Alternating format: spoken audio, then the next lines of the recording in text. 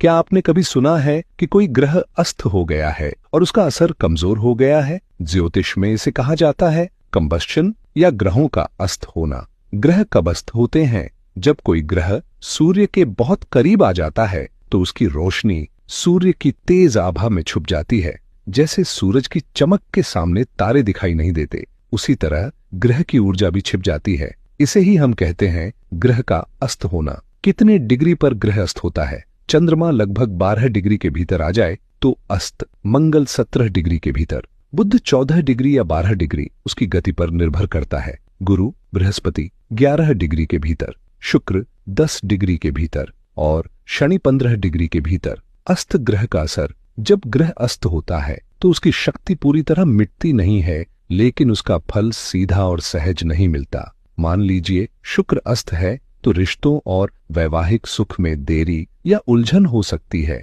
अगर बुध अस्त है तो संवाद, व्यापार और निर्णय लेने में रुकावटें आ सकती हैं। इसी तरह गुरु का अस्त होना ज्ञान और मार्गदर्शन को कमजोर कर देता है। एक और गहरा रहस्य, हर अस्त ग्रह बुरा ही हो ये जरूरी नहीं है। कभी कभी जब ग्रह अपनी उच्च राशि या स्वराशि में अस्त हो तो उसकी ऊर्जा छिपी रहती है पर पूरी तरह नष्ट नहीं होती। वह धीरे धीरे जीवन के बाद के चरणों में फल देता है। अस्त ग्रह का मतलब क्या सीख है?